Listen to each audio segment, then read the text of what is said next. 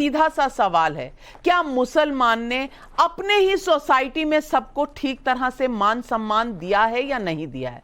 पसमानदा मुसलमान जिनकी बात की आज प्रधानमंत्री ने, अहमदिया जिनकी बात अक्सर हुआ करती है, जो औरतें हैं उनकी बात अक्सर किया करती है, भाई अपने समाज में तो आप समानता ला नहीं पाए। अब कानून में समानता ला रहा है, कोई बेटियों को हक दे रहा है कि आपको अगर भत्ता भी दिया जाएगा डाइवोर्स के बाद तो वो आपका हक होगा। उन तरह की चीजें अगर उनके लिए लॉ में लाई जा रही हैं तो किसको तकलीफ है? किसको तकलीफ है? और मैं महिला हूं, मैं इस मुद्दे को बिल्कुल उठाऊंगी कि क्या आप अपनी बहनों को, अपनी बेटियों को इस तरह का कानून नहीं देना चाहते जो उनकी भी हिफाजत करे, या सिर्फ इस देश में मुसलमान कानून मर्दों के लिए बनाया जाएगा? नाविका जी, बहुत जबरदस्त तरीके से आपने अपनी बात रखी। ये सवाल नहीं, एक बात रखी आपने और इसका जवाब उसी तरह से है। देखिए, मोदी जी क्या सोचते हैं और क्या करते हैं लोग देख चुके हैं। उन्होंने जब नोटबंदी की तो कहा कि इसे टेररिज्म खत्म हो जाएगा, काला धन आना खत्म हो जाएगा। ये सारी बातें उन्होंने कही थी। पता चला कि 2009 नोट को ही वापस करना पड़ा। तो ये तो उनकी सच्चाई है। जहां तक बेटे बेटियों की बात करते हैं और मुसलमान में आप ढूंढ रहे हैं कि बेटे और बेटियों में फर्क क्या है, आप ये बताइए ना कि हिंदू बाप जब अपनी बेटी को विदा करता है तो वो कहता है कि 7 जन्म तक चाहे कुछ भी हो वहीं रहना, वापस मत आना। आप क्या बात करते हैं? जो धर्म, ये धर्म को आप विभाजन से करके देखते हैं वो एक अलग चीज है। जो धारणाएं बनी हुई है वो समाज का है और समाज ही है जो उसको दूर करेगा। समाज ही आज बेटियों को आर्थिक अधिकार दे रहा है, पढ़ने लिखने दे रहा है। और उस बेटी को कोई अगर बाप कहे कि अत्याचार अपने ससुराल में सहते रहो लेकिन अपनी अधिकार की बात नहीं करना, तो अपनी बाप की बात नहीं सुनती है। ये जो परिवर्तन है, और इसीलिए यह directive principle of state policy में रखा गया ताकि जो पॉलिसी डिजायरेबल हो वो उस समय का ध्यान पड़ा है। 2018 में यही विधि आयोग ने कहा कि अभी डिजायरेबल नहीं है, तो ये 2023 में फिर चुनाव के पहले डिजायरेबल कैसे हो जाएगा? यही आयोग 21वीं और 22वीं नवल किशोर जी, एक तरफ आप एक बाप होंगे, आप एक भाई होंगे और आप कह रहे हैं लड़की को विदा करते हुए बाप कह देता है 7 जन्म तक वहीं रहना। बाप का दिल होगा ऐसा कठोर? मुझे पता नहीं। माँ का दिल तो नहीं होता है। मेरी बेटी को जिस दिन उसकी आंख से एक आंसू भी निकलेगा मैं जाकर ले आऊंगी, और कोई मेरी बेटी को रुलाने का हक नहीं रखता। इस तरह की बात आप मत करिए। 7 जन्म अगर पति या पिता अगर कहता है कि तुम अपना रिश्ता निभाओ तो वो समझाता है, ये नहीं कहता कि तुम मरते रहना, पिटते रहना और 7 जन्म तक उधर रहना। ये किस तरह की बात आप कर रहे हैं? एक तरफ आप कह रहे हैं परिवर्तन आ रहा है और दूसरी तरफ दकियानूसी बातें करते हैं।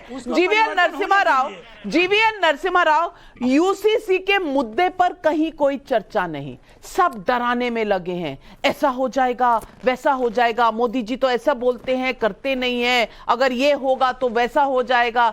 यूसीसी पर आपने देखा किसी ने merits of the order, merits of the law पर कोई भी लॉजिक नहीं दिया। मेरिट तो परफॉर्मेंस पे होता है। आप उनसे पूछिए कि परफॉर्मेंस पे कहां है वो। पिछले 15 मिनट आपके कार्यक्रम के परफॉर्मेंस पे बताइए ना। ये दलों का, इन दलों के पास कोई दलील नहीं है, ये आपने एक्सपोज कर दिया है। ये कौन सा बाप आज के दिन कहता है? तो नावल किशोर जी, मुझे मेरे लिए ऐसे बाप नहीं, हम कानून की बात कर रहे हैं, हम कानून की बात कर रहे हैं, आप कोई फिल्म डायलॉग की बात कर रहे हैं। वो भी हो सकता है 40 के दशक का या 50 के दशक का फिल्म होगा। आज कौन से बाप बच्ची को कहता है कि आप 7 जन्म तक तुम्हारा रिश्ता हो गया, आप वापस मत आओ? आप बोलते हो ये समाज है। आपको ये कहां से, किस बाप ने ये कहते हुए आपने सुना? मुझे पता नहीं, उनसे मुझे पता नहीं कौन से देश के किसी बाप। बता दीजिए ना, 7 जन्म तक मत जाओ। हम कानून की बात बोलते हैं, आपकी फिल्मी सोच की बात नहीं कर रहे हैं।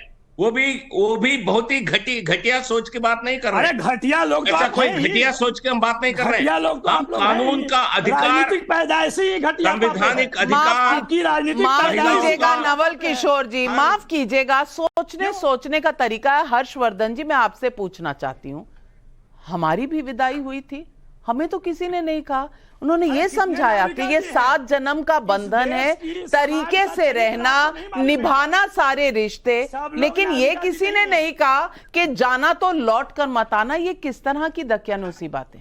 नहीं, मुझे लगता है कि बहुत आपत्तिजनक बयान दिया है नवल किशोर जी ने। और मुझे जहां तक जानकारी है, ये प्रोफेसर हैं, ये ऐसे इस तरह से तो सोचते नहीं है। टीवी की हीटेड डिबेट में बोल गए नहीं। मैं नवल जी, आपके बीच में मैं नहीं बोला ना, आपके बीच में मैं नहीं बोला।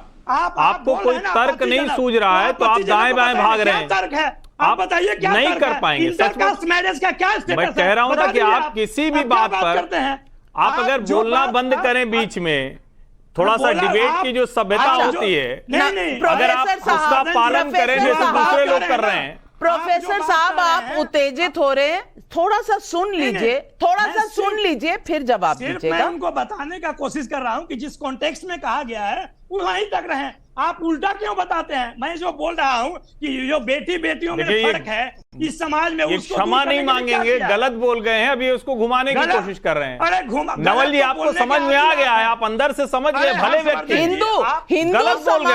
हिंदू समाज की जो कस्टम्स है उस पर कुछ भी कहना आसान है। कुछ भी कह दो कि बाप जो है वो निकाल देता है बेटी को, कहता है 7 जन्म तक वहीं रहना। आप मान सकते हो, आप मान सकते हो कि कोई बाप अपने जिगर के टुकड़े को इस तरह से कहेगा? कोई बाप जब अपने जिगर के टुकड़े को डोली में बिठाकर भेजता है तो इस तरह की सोच नहीं रखता जैसे आप जवाब दे दूं। 30 सेकंड ये चुप हो जाएं। नवल जी 30 सेकंड दे दीजिए। बिल्कुल सर, बोलिए ना। आदमी है जो आप महान आदमी है, बोलिए ना। जो आप कह रहे हैं ना, जो आप कह रहे हैं, जरा आप मुझे बताइए कि अगर कोई लड़की, हिंदू लड़की लौट के आ जाए और उसका पति ऐसे उसको कह दे कि तुम घर से बाहर चले जाओ, तो उसके लिए सारे कानून काम करते हैं कि नहीं करते हैं?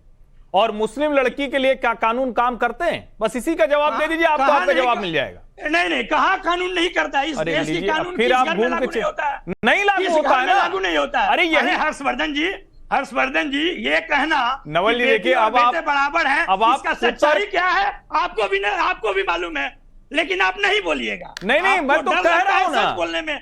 आप बताइए कि अम्बेडकर ने जब बोला कि जाति प्रथा पे जो बोला उन्होंने कि यह हिंदू समाज जो है वह बहुमंजिला इमारत की तरह है। नवल जी, जब आप कोई यूसीसी पर नहीं सूझ रहा है तो आप पूरे देश का भ्रमण करके आ गए। डिबेट को लुढ़काइए, लेकिन आपके पास दलील कोई है नहीं प्रोफेसर साहब।